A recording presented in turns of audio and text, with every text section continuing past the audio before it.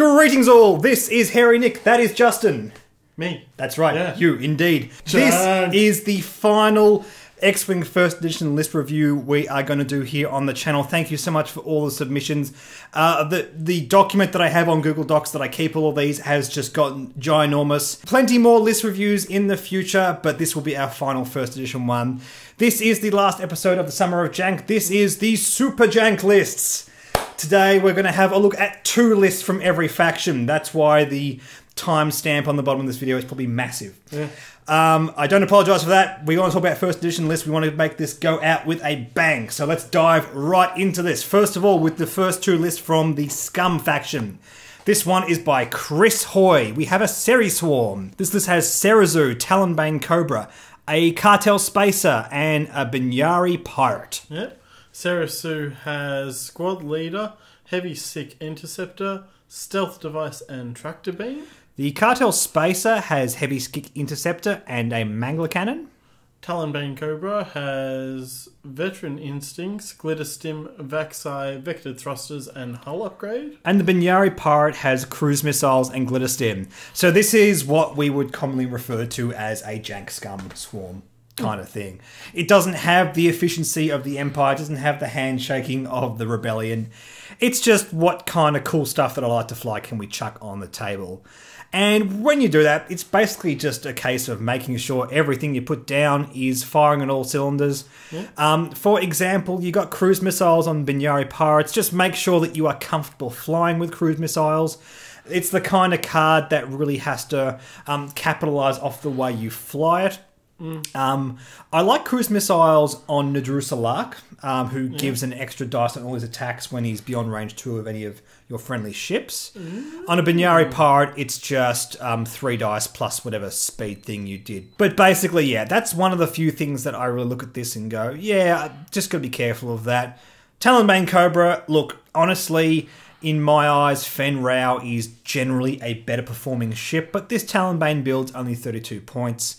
And if you want to try and squeeze it right down, yeah, I completely understand that. Plus, you got Glitter Stim. Glitter Stim's something that Fen Rao can't take. Moving into 2nd edition, I think Talonbane Cobra is far more interesting, just because it seems like the Kirax fighter seems to be a lot different from the Fang fighter. Firstly, because the Fang fighter is way more expensive, but we'll get onto that in other videos. The Cartel Spacer, yep, Mangler Cannon, pretty straightforward.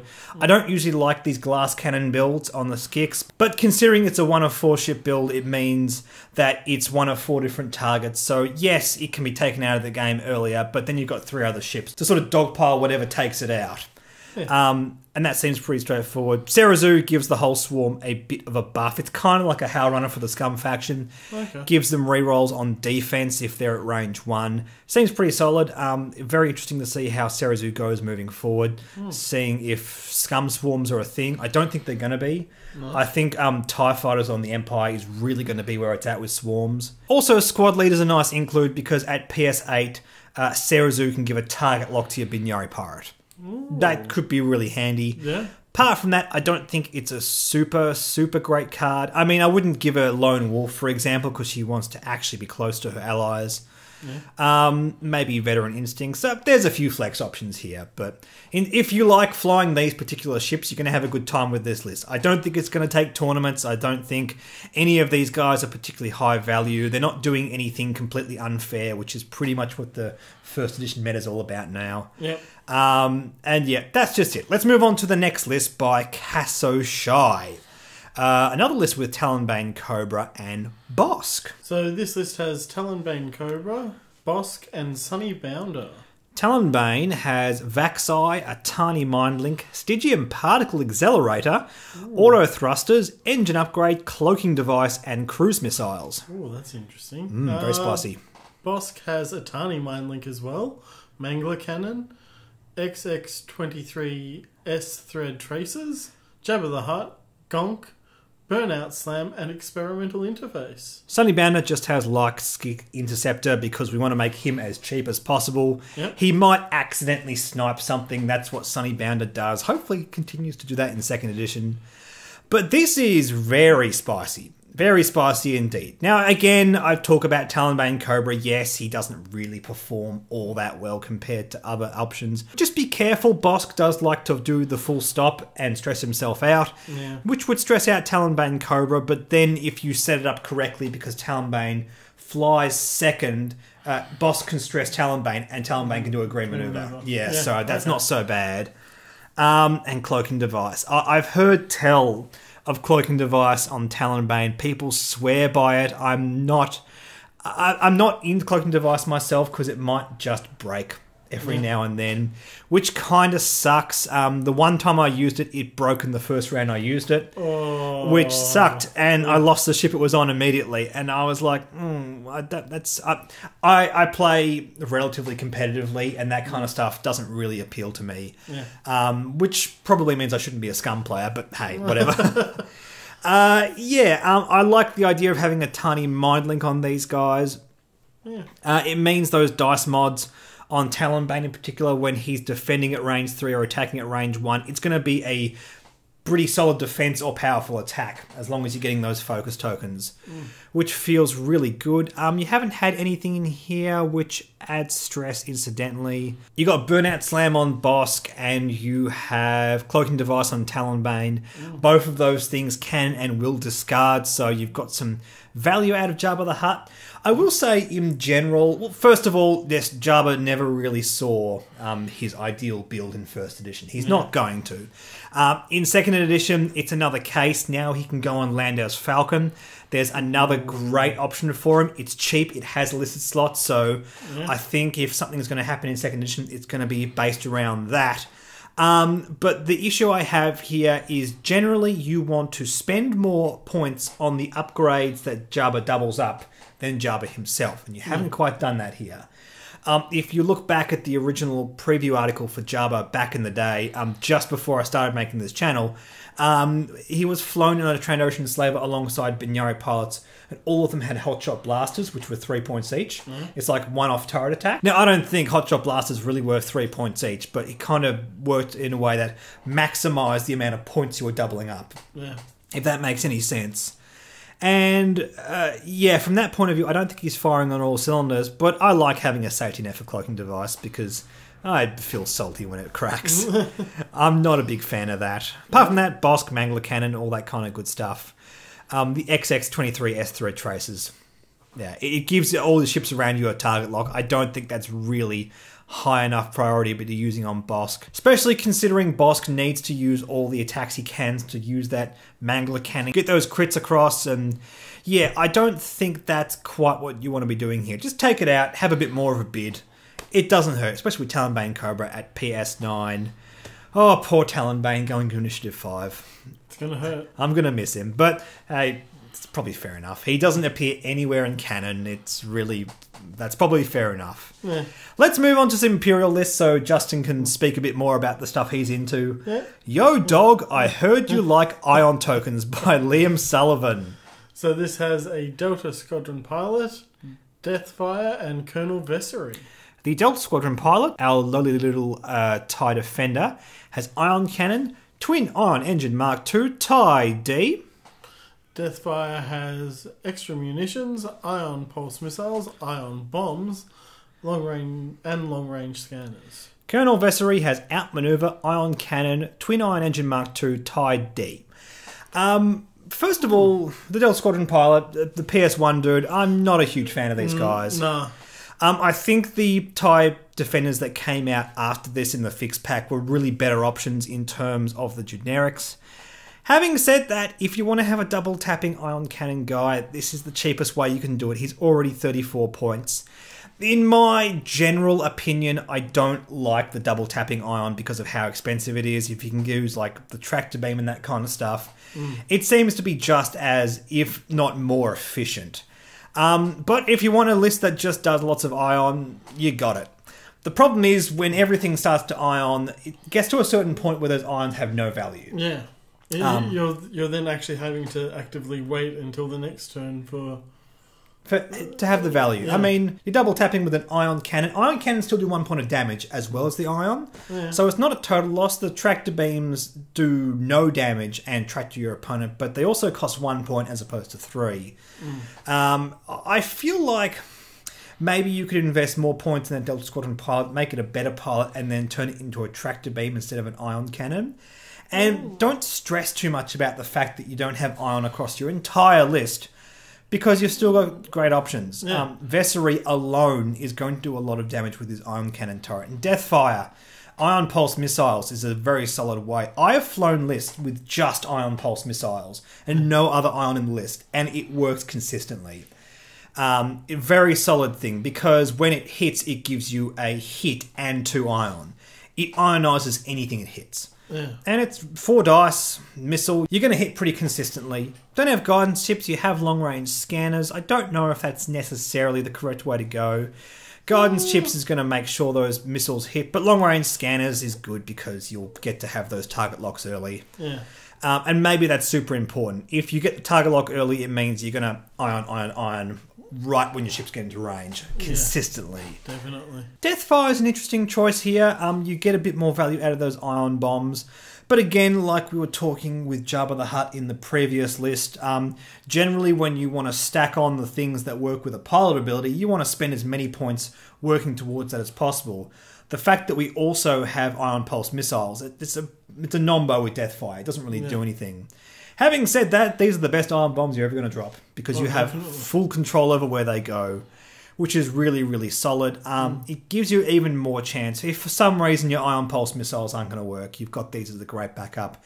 Going to be a good answer to aces. In fact, I'd hate to be an ace player flying against this.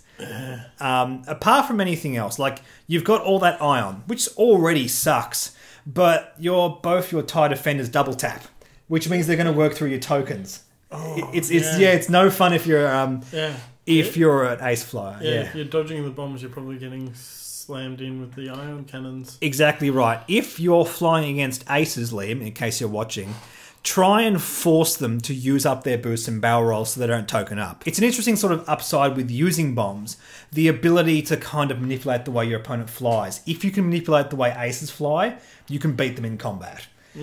Which is a lot of fun. And this list can do that very uniquely. Now, I will say this is probably not going to be your best friend against swarms. It'll be fun against aces. It'll be fun with big ships because you can basically just walk them off the board, which is really, really annoying. I'm kind of glad that ionization's a bit more difficult in 2nd edition for that reason. Yeah. Like, you can slam them with ion cannons, but you're not likely to absolutely ionize a big ship every single turn.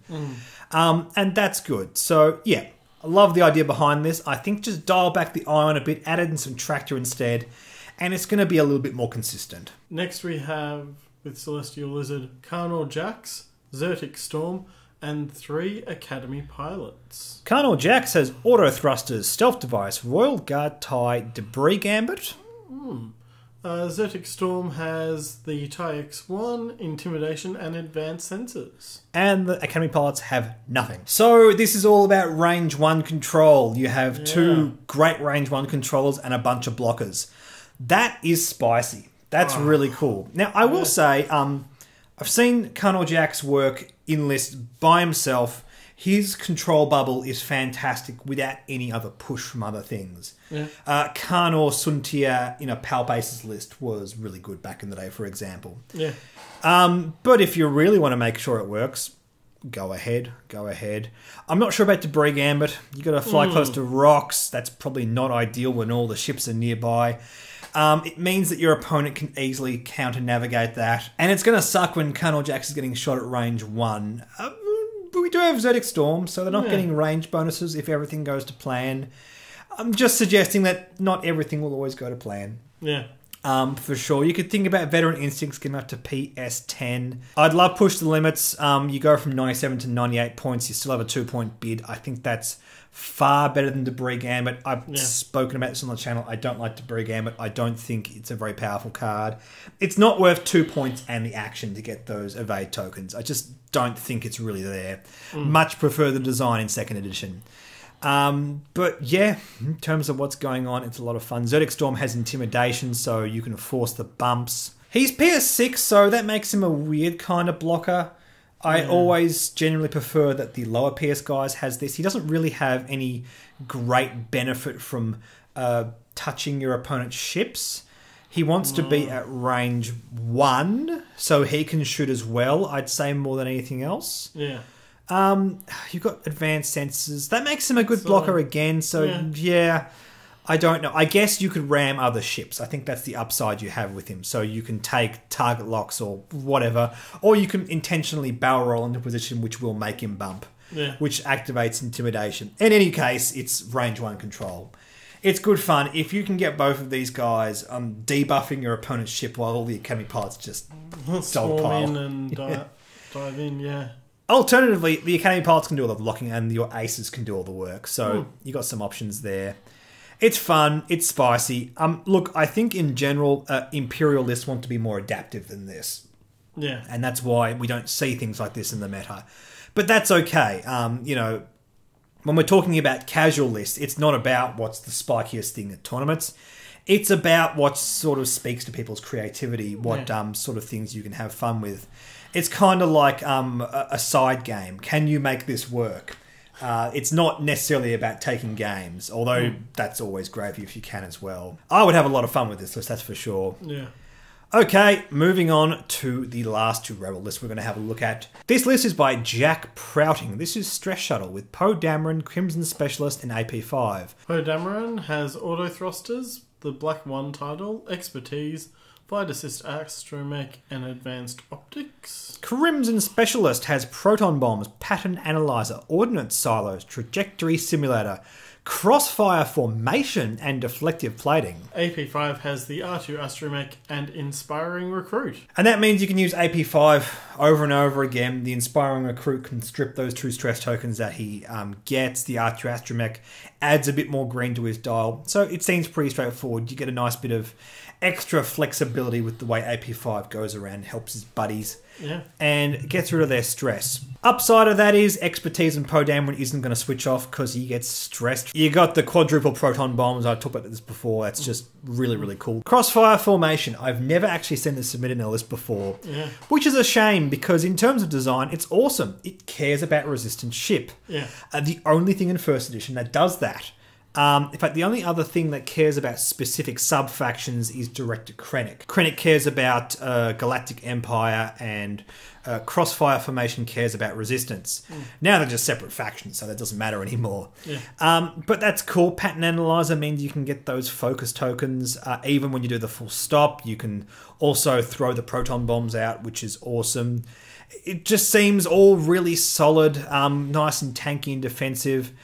Nothing... We haven't really dumped everything into one strategy, which is one thing I like about this. You've called it Stress Shuttle. You don't really have any stress control in it. You just have the ability to give your own ships a good action economy, remove those stress tokens from AP5. I think AP5's awesome. I think he's completely underrated, despite the fact he's the least used Sheathopede, apart from Zeb, but Zeb doesn't count. Expertise is a bit of a weird choice because Poe Dameron already gets a focus conversion for free. Advanced Optics lets him hold onto a focus token, and then on all his defense and offense, he gets to convert one of them for free. But the upside with expertise is if you happen to roll 3 focus tokens, yeah, you get all those. That's pretty good. It's not significant upside. I'd still prefer Push the Limits myself. That's just where I am with this. This is the PS9 version of Poe, so Push the Limits is going to be your best friend. Flight Astromech and Black 1, when you don't have anything in your arc after you move, you get to do a free boost or a barrel roll, and then Black 1 gets to get rid of a target lock you have on your ship. Which is nice. I just don't think expertise fully pulls its weight, but I can understand your further enabling expertise with AP5 because he can take the stress tokens off you to make sure it's working every turn. I just feel like there are probably better things we could be doing there. I don't think you need to push AP5 more than you already have. I don't think you have to justify expertise by having AP5. AP5 is just good the way you've built him out. It's a nice, cheap build that's very efficient. And yeah, just good bomber, good ace, good support ship. Really solid. And the final list that we are going to talk about from X-Wing First Edition. We have Stress Squad by Firefox 396. We have Tycho Chelchu, Kanan Farlander, and Luke Skywalker. Tycho. We have a Raging Tycho build. Rage, Expose, Experimental Interface, and A-Wing Test Pilot. So Kayan has Rage, Inspiring Recruit, and B-Wing E2. Luke has Expertise, Flight Assist Astromech, Integrated Astromech, and this was submitted to the channel before we got all the X-Wing fixes. So let's go ahead, chuck on Renegade Refit, chuck on the S-Foils. Yeah, I'm just trying to remember all the stuff that we put on X-Wings now. -3 points. Gives you 25 points for Luke. Very, very competitive. Yeah. Expertise is cool. You get bonuses for free on offense and defense. Yep, I dig that. I'm happy with that Luke build right off there. Yeah, you're sitting at 96 points. Is there really anything else you'd add? Oh, maybe we don't have a system upgrade on that B-Wing. Yeah. Yeah. I mean, fire control systems is pretty much a no-brainer on B-Wings. We could think about advanced sensors and rage before you move. But the thing about Kayan Farlander is he wants to retain those stress tokens. So there's not a whole heap of upside from doing that. No, I'm pretty happy with just chucking on fire control systems on Kayan Farlander. Yep. It's enough upside. Look, there's never any reason not to take fire control systems unless you literally don't have the points. It's so efficient for 2 points, getting target locks and using it every single turn, every time he shoots. It's just so solid. Sure, target locks aren't as valuable when you're raging every turn, but whatever. Yeah. It doesn't matter. Maybe there'll be turns where you can't rage for whatever reason. Maybe you have to bump. It works through bumping. It's such a good card. Yeah. It's probably better that it's been sort of nerfed in 2nd edition to be just a bit fairer. It's still good in 2nd edition, but yeah, not quite the same. But Raging Tycho. Yep. I wanted to make sure we close this with a Raging Tycho list. Because Tycho can just rage, expose every single turn, net himself 3 stress tokens. You can have a cloud of stress following Tycho. He doesn't care, he's Tycho. If he has to boost, he can't barrel roll in 1st edition. No. By the way, my brain is completely moved over to 2nd edition now. I have to remind myself, no, A-Wings don't have barrel roll in 1st edition. But he can still boost and use experimental interface or just use both of those abilities. It doesn't matter. You got all those dice mods. I don't think Expose is the right thing to be putting on an A-Wing. I don't think you really want to lose those green dice. I think they're just a bit too squishy without them. But yeah. Whatever. It's 3 red dice and mods and everything. Yeah. This is more about fun than doing what's right. And that is what we care about on the Summer of Jank. That's right. The Summer of Jank is all about this kind of stuff. And yeah, rage, and Luke can just be flying around. I like the idea of Tycho and Kayan moving together and just raging these big shots, and Luke can just fly around, use his S-foils to boost barrel roll and all that nonsense. Oh, and Talon roll. Yeah, there's a lot of text on those cards. Seems really solid. I love the thinking here. I wouldn't change much. Just chuck on those fixes for Luke and fire control systems on Kayan Farlander. That's the main thing. Yeah. And that is it. Guys, thank you so much for all the submissions for 1st edition. Please continue submissions for 2nd edition. Very soon we're going to have a 2nd edition meta. We're going to have actual tournament results to talk about. So when we're talking about things, we can go, hey, this performs well or whatever. Everything now with 2nd edition is just speculative, but that's still fun to talk about. Next up, we're going to have a video on 2nd edition lists. In the meantime, guys, thank you so much for watching. Justin, thank you so much for joining me. That's all good. Like and subscribe. Like us on Facebook. Follow us on Twitter and Reddit. And we'll catch you guys later on. Bye.